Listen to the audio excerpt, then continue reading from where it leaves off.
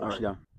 Back again with another 52 travel size segment. This time, we're going to pack our bags. Jennifer's going to pack our bags with me, our bags together. We're going to pack our bags and go back to 1987. 1987 was a good year, don't you think? No? You didn't care about it. Well, I was 5. Ah, that's good. It's a good year. I was, let me see, math. Let me see. I was 7? No? 76? You're more than 8? 2 years older than me. And going back to 87 because I came across, again, when I'm at work, when I'm at work with the waiting for the students to come into class, I usually like a few minutes of downtime, like 30 minutes, something like that. So I usually put on I go to Tubi, my favorite Tubi there. Go to Tubi, and I put a movie on. Just put a classic movie on from the 80s or something like that, or even 2090s. It's not always 80s, but this time I picked the Disorderlies with the Fat Boys. The Fat Boys were the feature in this movie. Uh, three hefty gentlemen, three hefty gentlemen, and the Fat Boys. Yeah, I came across them as a kid. I came across them as I was young, and I watched them. They're and I thought they were funny because, well, the thing about it that I liked about them is they dressed just because they were fat. They didn't dress like slobs. Like they had cool clothes on. They had the cool sport gear, the cool sneakers. They had that thing where they had the baggy pants and the chunky what's Adidas? They had the chunky Adidas shoes, the high tops, and they had the tongues flapping, the shoestrings not tied and shit. And I like that. I like the way that looked, and I thought that they had it was style. And back then when I was a kid, it was 10 or 11, whatever I was. I can't remember. Math is tough, but I can't remember. But as a kid seeing that, I was like, oh, these guys are pretty damn cool. Even though they're hefty, they're heavy sized, and they still got a little style to them. So I enjoyed that, and that inspired me. And I started, I would, I'd want to be like the Fat Boys and have the cool sneakers and the cool clothes and hats and whatnot. They always had all kinds of accessories and stuff. Were you gonna say something? You were 9. Oh, I was 9. Oh, I was 9. Yeah. All right. So we fact checked it, and I was officially 9 years old when Disorderlies came out. Disorderlies. They were orderlies. They worked with the old people, old folks' home, and the plot of the movie is pretty silly. It's a slapstick comedy, and it's got it's got all kinds of. It's surprising how many famous people were in the movie. You got the one old guy, the main character, the old guy, the old rich old man that they're going to take care of, that they're supposed to accidentally kill, not on their choice, but there's an evil. I think he's a grandson. The grandson is Anthony Geary. I think that's how you say it, Anthony Geary. And he was big back in the day in the late 70s, 80s on General Hospital, the soap opera General Hospital. He was Luke and Laura. He was the Luke and Laura. Did you hear about that, Luke and Laura? Yeah. It was a big thing. From he started in '78, I believe, and he went all the way to '84 is when he stopped the General Hospital show. But these soap operas, somebody dies, they come back, all this bullshit. So him, Anthony Geary, big character, big star in the '80s on that General Hospital. Anyway, he's the bad guy. He's the villain. He's the grandson to the rich old man. The rich old guy is Ralph Bellamy, and Ralph Bellamy was in all sorts of movies, Trading Places with Eddie Murphy, Dan Aykroyd. He was the Duke brothers, and they had to bet for the dollar to see if Eddie Murphy could come over and be rich, and then Dan Aykroyd go poor. And in Trading Places, I love Trading Places. The reason Trading Places is one of my favorite scenes in it. It's where you finally see Jamie Lee Curtis topless, a young Jamie Lee Curtis. She was topless in that, and she was it was being a kid watching HBO. I mean, yeah, you get that little treat where she takes off her top and there she's all exposed. But anyway, Jamie Lee Curtis. She's also naked with uh, what's his name?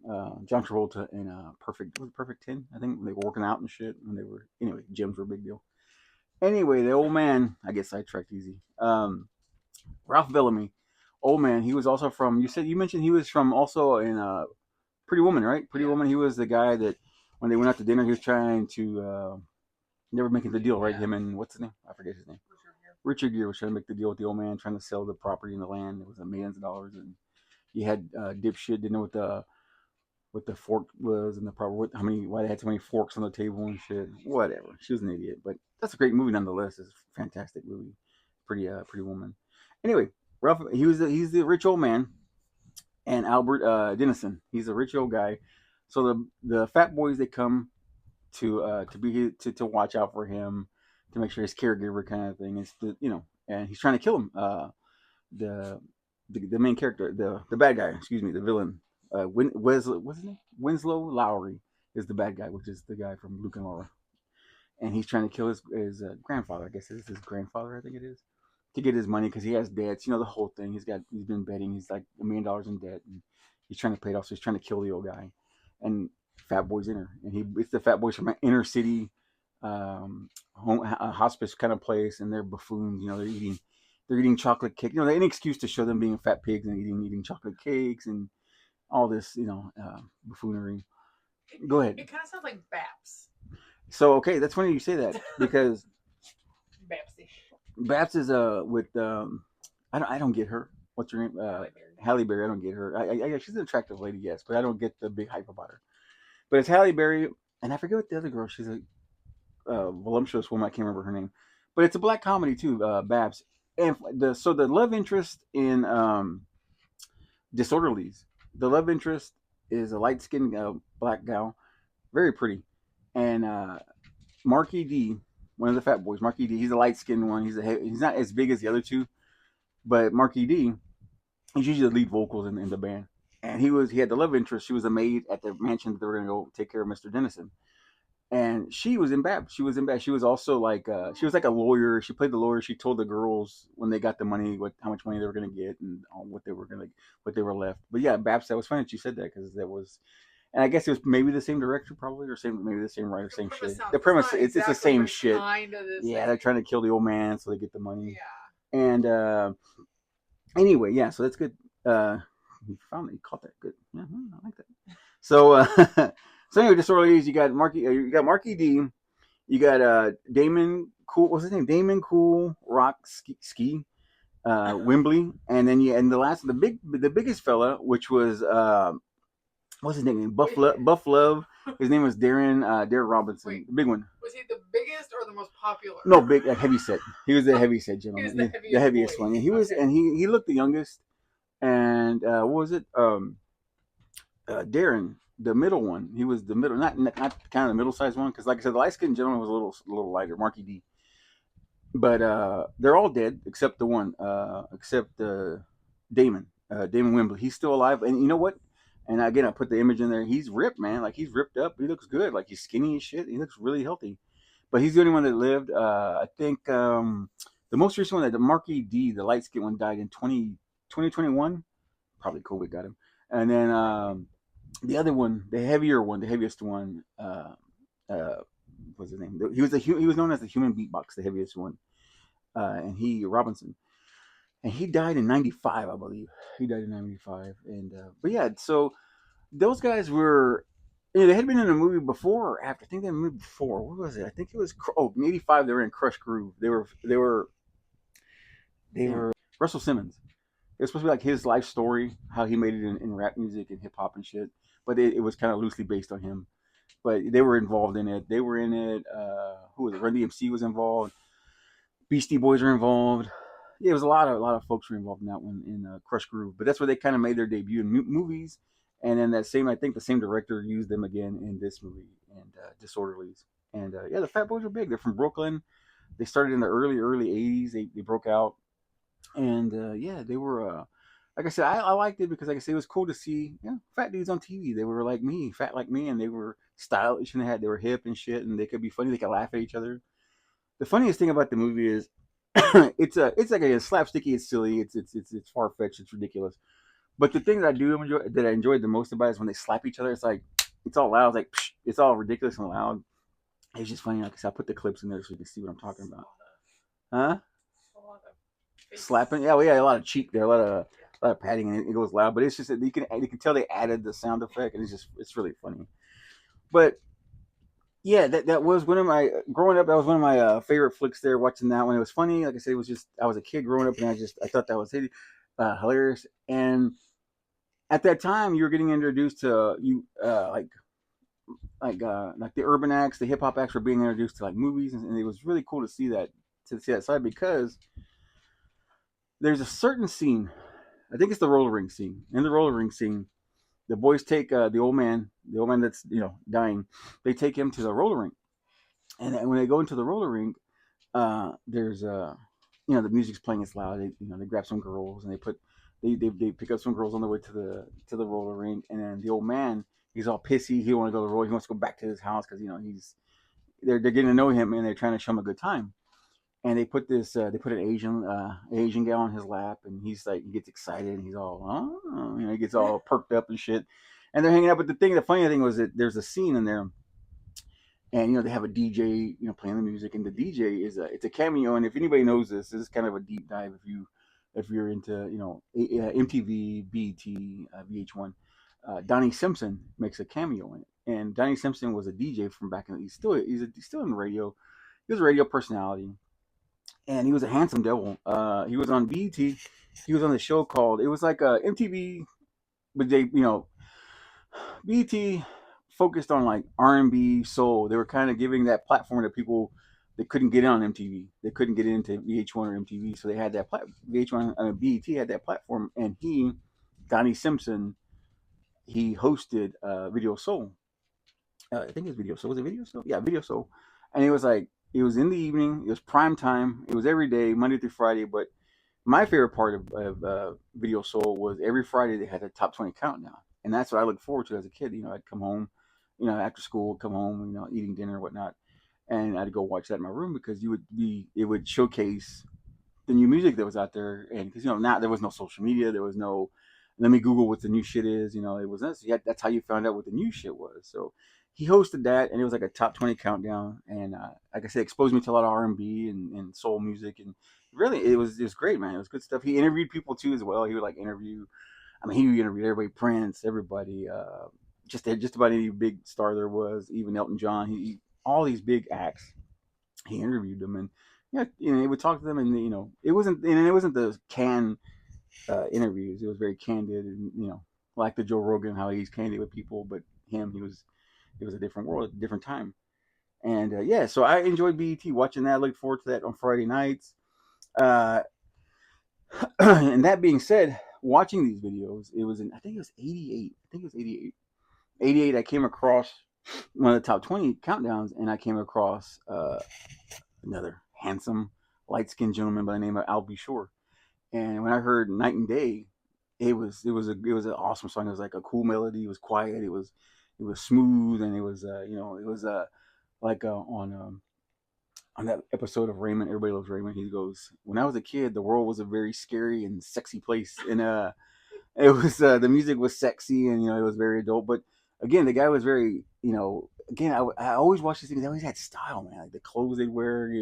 He had the back then they had the he had the turtleneck shirt with the vest over it, and it was the gold chain poking out, and it was some Fanny pack. clay, yeah. Fanny pack. Oh yeah, no fanny packs, but he did it. It was real fancy, man. He had the nice haircut, the nice fade and shit, and like I said, seeing those things was just like, okay, okay, I can see where I can, pick up some pointers here and some style and shit. Because like I said, uh, MTV was more, it was, yeah, of course, it was more like, I guess, commercial stuff where it was like Bruce Springsteen, Cyndi Lauper, things like that. Yeah, and that fashion, it was fine, but I enjoyed. I was drawn to that fashion of like what I saw on the BET. I love the style they had. It was smooth. So yeah. So I'll be sure came across him. I became a fan instantly. I think that's the only thing he really had was Night and Day. Yeah. I think that was the only big hit he really had. I think I could be wrong, but that's the one that stood out to me. And anyway, back to Donnie Simpson. He made the cameo in there, and Donnie Simpson was a big. And again, I don't know if I said it right. He was a handsome devil too. He had the green eyes. He had the sultry voice, and ladies loved the guy. And they called him the Green Eye Bandit. And they also the other one of my favorite rappers they call the Green Eye Bandit. I wonder if they stole it from each other. Eric Sermon, one of my favorite rap artists from New York, and he called himself the Green Eye Bandit as well. So that's why I kind of remembered his catchphrase or his catch nickname, or whatever. But yeah, Donnie Simpson makes an appearance, a little cameo in this movie, Disorderlies. And also, back to the roller ring scene. There's a chick in there. Her name is Laura Hunt. I had to look for it because she was nowhere to be found. But I looked it up, and because she's like singing, she's in. You got to see again. I put the clip in here so you can see. The dress is ridiculous. It's like it's got cutouts here. You can see her ass and shit. Like it's all it's like a dress. It's like skin fitting, and the song she's singing is ridiculous. And it's just funny what sticks out to you. Remember what you remember seeing as a kid, and that song just stuck in my head. It's like I think it's called "Work Me Down Down," and you got to see it. I'll put the clip in there. It's hilarious, and it's just ridiculous, and it's over the top. She's over the top when she's doing it. She's like thrusting extra hard and shit. It's just funny shit. But like I said, I'll throw the clip in there so you can see. Yeah, so the roller ring scene was one of my favorite scenes, and then also you also see people like, oh, look at these fat guys, in this movie, and but no, they were very agile. One was on a skateboard, one was on roller skates, and they were very agile for big fellas. They were on the move. It was good. It was funny. Uh, anyway, needless to say, they save the day kind of thing. It's just it goes into that. That the old man embraces them. He brings them onto their. He gives them. I forget if he gave them. I forgot what he did for them at the end. But yeah, they said they ended up being friends with him. I'm trying to think what else happened. Everybody went to jail. The grandson and also the grandson, the bad guy. They was trying to take his grandpa out. He had his little assistant, and his assistant was the guy. I forget what his name. The guy from the last episode, Feo. He was in this movie too. He was the assistant to the bad guy, and he kind of in that time frame he was kind of big at the time. That actor, what his name was? Um, oh, Tony Plano. Tony Plano that played Feo in Boarding East LA. He's in this one too. And he had a plethora of roles at this time, and he was big in this time frame. But yeah, the boys were agile. I enjoyed it. And then of course, just like anything else, when you see these movies with like like you see movies like Freaky Friday with Lindsay Lohan, or what's that movie with what's her name, uh, Hilary Duff. I mean, they always have to showcase their music talents, whatnot.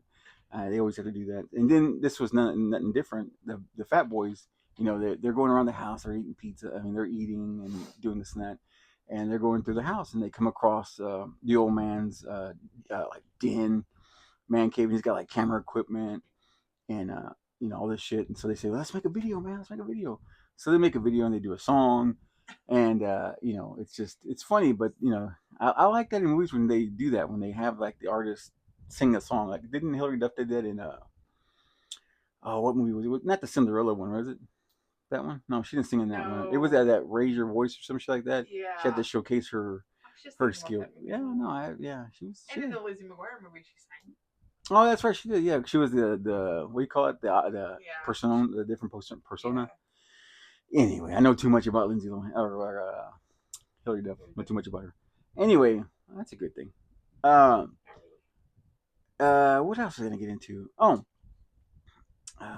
Oh yeah. So anyway, they do the song. So my point with that was yeah, I love when they do that with artists and they put them in a movie and then they let them showcase their singing abilities and whatnot. And what that got me to like now, like I said, now that I'm where I work, what I do now is for a living. Again, I'm with the younger generation, and I see, I observe what the stuff they listen to, uh, and I just compare it to what these are like the Fat Boys and their song they were singing. They're talking about making it out of the neighborhood, making it big, making money, having fresh clothes, shoes, sneakers, just talking about having a good time, partying, things of that nature. It's just fun and loose and just silliness, and that's what that rap was about back in the 80s, 90s. Kind of, it was just fun, and cut to now where and I have to sometimes I have to Google and deep dive what the wording is, but now some of the songs are talking about killing their ops, sliming somebody, having hats and switches, and I hats and don't switches, and slimy. I don't know if I want to so ask. yeah, sliming, shooting somebody in the face, uh, careful they're shooting outside. Just their little things that they have, and but you know what the thing that gets me the most, there's I don't usually pay attention to what the songs are because we're working and I'm not paying attention. I just like the music is just for background purposes usually with the boys because they just like to have the music on while we're working. But there was this one I can't figure out what it is or what because I don't know the names of these things. It just goes off in the background. But they're violent and then they got guns and what have you, and The Drakes, as they call the Dracos or whatever they call it. Oh my god, it's ridiculous. Anyway, these guys, these rappers are using like sound like the beats. They're using like what's the name of that song? That girl that she's like, uh, "Hey, this is crazy," but call me. What is that Call song? me baby. Okay, well they have that as a Or call sample. me maybe. Yeah, and they call it's a sample in one of the rap songs, and yeah, and that That was a they terrible song and they alone. use that in the song as a what you call it as a you know yeah, and then the other one is "Moves Like Jagger." They use that one in one of the rap songs too. It's just weird. It's just like these violent guys using shit like that. The samples is what I was trying to get at, the sample beats. But anyway, but yeah, it's just weird to see the shift, and it's just weird to see the shift, and it's just not, it's with with like the old rap from the '80s, like the Fat Boys. They sampled, but they sampled like just songs that were like they had a nice beat, they were nice, and or even they just made original shit, like you know Kanye, making his original beats. He's a little off deep end now, but when he first came out, he had original beats. He was fantastic. Had great stuff. Genius. But yeah, just hearing this music now it blows me away what they talk about the subject matter. It's just like that's not entertaining. It's too violent. Like it's just too angry. It's like I want to have when I listen to music, I want to put me in a nice place. It's just like it's too much. It's too much. I sound like the old man. The world. Things are changing. Not music like I used to be when I was a kid. But it's even like with like TLC, like Scrubs. I enjoyed Scrubs. It was a good song, good tune, great video. The girls were attractive. They were pretty girls. Uh, and then now I guess the answer to that one, or not the answer necessarily, it's just the new updated one. I sent it to Jennifer a while back. I was like a month ago. I sent it to her, and it's the girl named what's her name? Lotto, and her name is it's her song is called Brokey, and she's talking about having a boyfriend that's a loser, and you gotta, he's a piece of shit. You gotta take care of. You gotta, take him out to dinner and shit. He's a loser, and but it's just different how times change, and like the TLC song is very innocent, very like not childlike necessarily, but it was very fun. It was Fun. like party, and it was catchy. And these are just more like straightforward, and it's kind of I don't know. They're just not fun anymore. I don't feel like they're fun. And they got it's a fine beat, but it's just I don't know. They go for the jugular now, and it's just not as playful as it used to be. I like Where the it's bitching and yeah. complaining It's not to playfulness. It's right. not a playful thing. But anyway, it was just I was just coming across that and watching the Disorderlies movie, the Fat Boys, listening to the music, and thinking back to now, seeing now, and it's just like I don't think I don't know. Rap stars now wouldn't be able to make a movie like that where it's fun and playful and make fun of yourself and be stupid and be silly. I think the last time that happened, I think the last time that was How High with Redman and Method Man, and they were silly. They made fun of themselves. They were stupid. They could laugh at themselves, and I thought that was cool. And I think they did How High too, but I don't think I don't think the boys were involved in that one. But in How High, I loved it.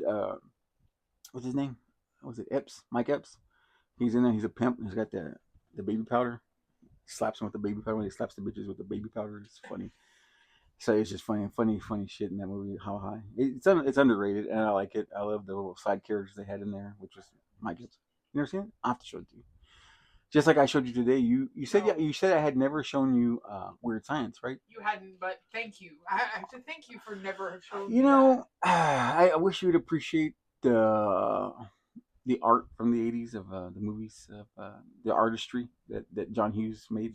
Uh, I love John Hughes movies. That was garbage. Look, Straight garbage. like I told you, it was whimsical and it was fantasy Whimsical, and it's where? fantasy and A sci-fi. 25-year-old woman making out with a 16-year-old That boy was is weird. not That was weird. I think whimsical. it's Ian. I forgot his name. Ian something. I forgot his He's a name was. teacher. Oh, is he a teacher now? Mm-hmm. Yeah. And Anthony Michael Hall was 17 in that movie. And but I guess that's a little more acceptable. Yeah, making out with she was 25, right? She was 25 and she was making out with him. And hell, it was just that's cancellation. There's calls for cancellation for that.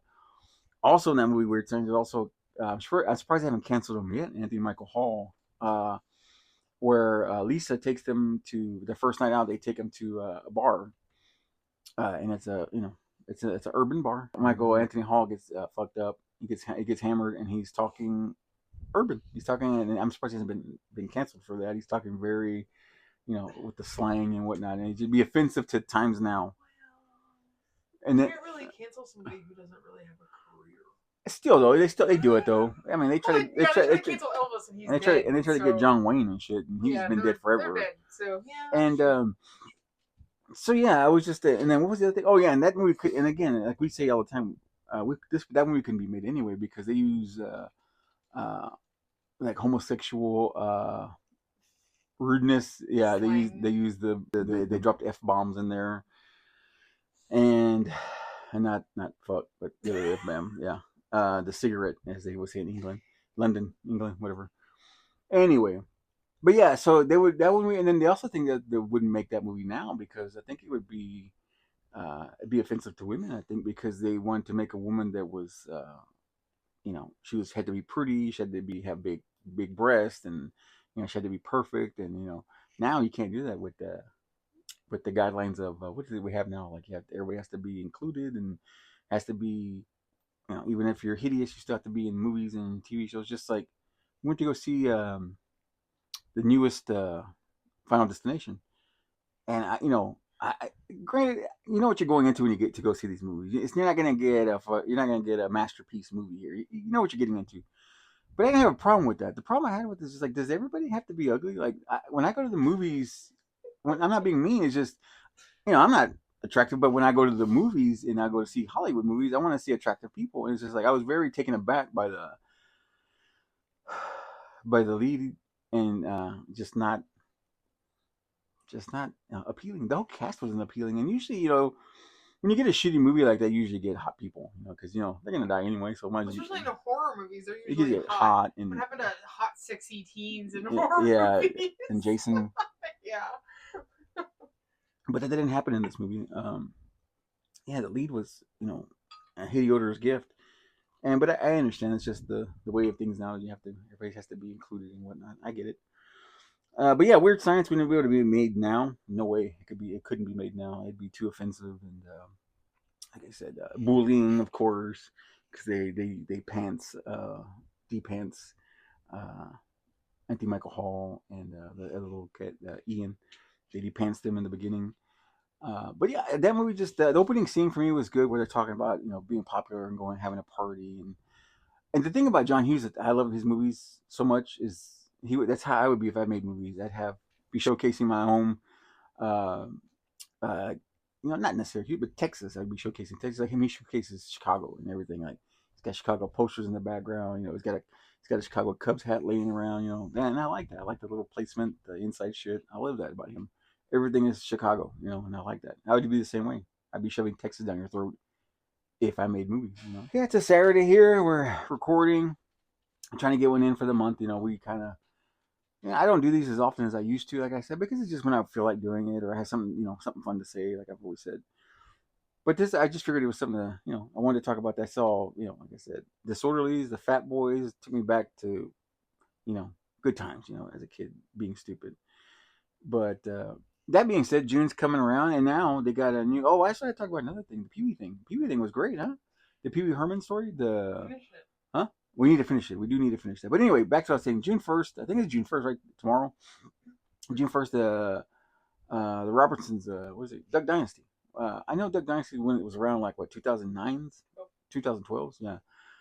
And I know it was popular. It was huge, man. I remember it swept the U.S. With their style and the way they are and their views and their values and stuff, and praying at the table and it's a family and showcasing family and shit, uh, which was cool. I thought that was great. I said there, and then I always back in the height of I always wanted to see, but Monroe, Louisiana, that's far as fuck. It's a lot of gas, but anyway, yeah, those guys, they were that show was great. We went back to Jennifer got me back into it because they're like I said, they're coming back June 1st, and she got me back into it. And then what was it? The uh, what was it? You also got into it because the dad, right? Phil Yeah. Phil Well, Robertson yeah. passed away. What was that? A couple days ago? A few days ago? Like a week ago. About a week ago? Yeah, whenever this comes out. I put this out right away. I don't fuck around. Um, yeah, Phil Robinson about a week ago passed away. How they use that word? The patriarch. Yeah, that's good. I like that. I think about the matriarch or the. I know. I'm saying I was thinking about that, but yeah, Phil and I, and then I started looking into it and seeing, and don't ever look into that because it was like the saddest fucking videos I ever came across, like his last days and shit. It was like terrible, and I wish I would have looked that up because it was like I said, they were a good family. Like it was a cool family. It was funny. I know it's all scripted. We all know it's just, but it's just fun. Can you just enjoy fun watching fun TV? And like I said, it was sad to see that. And like I said, I was telling Jennifer, I was like, Jesus, I mean, Cy can't die, huh? He's just still alive. He just keep going. He keeps kicking, huh? And I just forgot how funny that character was. Cy, you know, how funny he was with his little words and his little catchphrases and shit. I thought it was hilarious, man. And it's cool to see it coming back. Now everybody's grown up, right? I think the whole families with the kids are now married with kids, and it's going to be interesting to how they are. And I said, I've seen some stuff, and I try to stay away from it, but I seen them on TikTok, and you know, Willie looks old as shit, and but it's you know, I get it. Time's a motherfucker. But it's good. I'm looking forward to seeing that tomorrow, June 1st. Duck Dynasty comes back. See what they're doing now. And then the other thing, back to the thing I was going to say, was the Pee Wee Herman documentary on it's HBO, right? Max Yeah. on Max. Yeah, the Pee Wee thing. It's called, was it Pee Wee's? I had it written down anyway. Pee Wee's. Anyway, it's the autobiography, right? Yeah. It's like a documentary on him, but it's not. I like how controlling he is because I want to make a thing about me, but they're not letting me do it. It's you're doing it, and he was like, you know, it's just funny how he's got so much fucking charisma. He's just so big. His personality is so damn huge. Even in his last days, because that was like in his last days, right? That documentary was like Yeah. his last days, and he was so damn, you know, just quick, fast. You know, he's hilarious, man. And I didn't know some of the things about him, some of the facts about him. It was interesting. I didn't know he was into art and doing that, and into making movies, and the thing that got me the most, that blew me away, is like I knew that Pee Wee Herman was a character. I knew that. But the thing that got me was I didn't know he made that. He did away with Paul Rubens altogether and says, I'm not even going to be me anymore. When I go to an interview, I'm going to be Pee Wee all the way in. Like, I'm going to be him.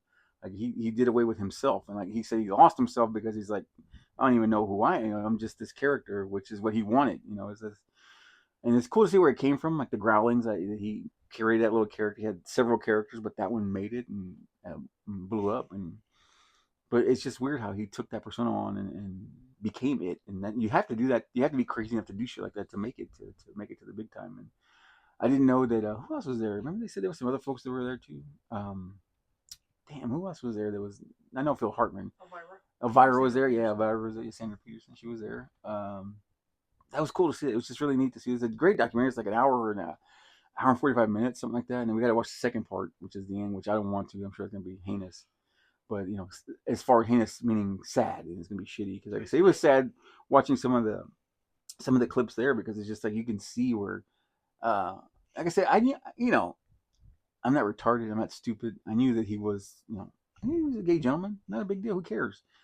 But the thing was that the sad part is like he, you know, he well, not the sad part. It's just, you know, the thing, he put that aside and he put all that shit aside to focus on his career and, you know, make that his focus. And that's, I think that's, you know, that's strong to do something like that, to put everything away to make it and to be somebody, you know. But and his sister too. He had a sister. I didn't know he had a sister. I had no clue he had a sister. And but yeah, Pee Wee was something else, man. Like he was ahead of his time, man. The way he shit that he was doing in college and his what was it, art school he went to, or theater school he went. Or, yeah, he was ahead of his time, man. He was way ahead of his time. Just funny. I thought he was a brilliant guy. And I just, all the people he knew and shit, all the friends he had, and so cool, so cool. Like I said, catch that if you can. The Pee Wee documentary on Max. And lastly, I want to talk about this. This is the cool thing right here I got the other day. My friend Tessa Go on Instagram and Facebook and all that stuff. She got me this. She works at Total Wine down in Austin, or I think it's Austin, or uh, outside Austin, a little outside. She got this, so she got this, and Hogan came by and he was signing his beers, and I told her, hold one back for me if you can. If you can grab me one, I'll pay for you. I'd be greatly appreciated if you could get me one. She did. She's a good friend there. She grabbed me one, and she said Hogan was a treat, and it was a pleasure. And I was thinking about this because when I got this, I we were watching Duck Dynasty, and it was just funny that there were it was an episode where they had Hacksaw Jim Duggan come on, and it was around the same time of it. You know, Hogan was a big thing, and it was just funny to see Hacksaw Jim Duggan after all this. And even then, that was like what 10 years ago. That episode of when he was in it, and he was old Yeah. as shit then. You know, it's just funny that those people from that time are still classic, iconic. They don't go away. You know, it's just those You would think, that's stupid and corny, and it's gonna go away, but it doesn't, So our childhood, kicks ass, so it doesn't go away. I like it. I'm happy. I'm proud of it. But yeah, this is really cool to get this and to, like I said, I'll probably wait till the 4th of July. Is probably an appropriate time to do that, to crack into those and get very America with those and get loose. And well, I think, yeah. So thank you, Tessa, Go, for that. I appreciate it. And 4th of July, I'm gonna bust into those right now. I'm being forced by Jennifer. I'm being forced to drink the Lone Star, which is not a big deal. You have to twist my arm too much to drink these Lone Star, because what are we doing? We're doing the cap. We're doing I'm the making a hat chain out of caps. caps. We're making caps. So I'm forced to take the chore on of drinking the Lone Star beers. So if anybody has beer bottle caps of any kind, you could send them our way. I'm having to force these down, against my will. I'm having to shove those down, which I'm not happy about. But yeah, caps. We're getting caps for Jennifer's hat there. What else? I think that was it, pretty much. We're just staying busy,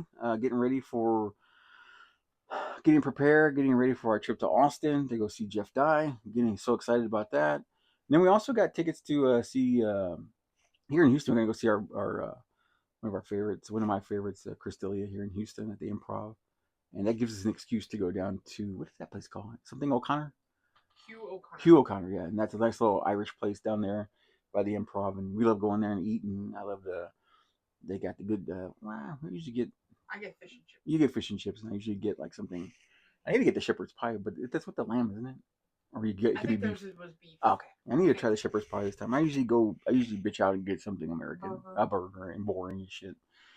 But yeah, so yeah, we're looking forward to that, and yeah, we're gonna go enjoy our weekend here. Get ready for a little Duck Dynasty tomorrow.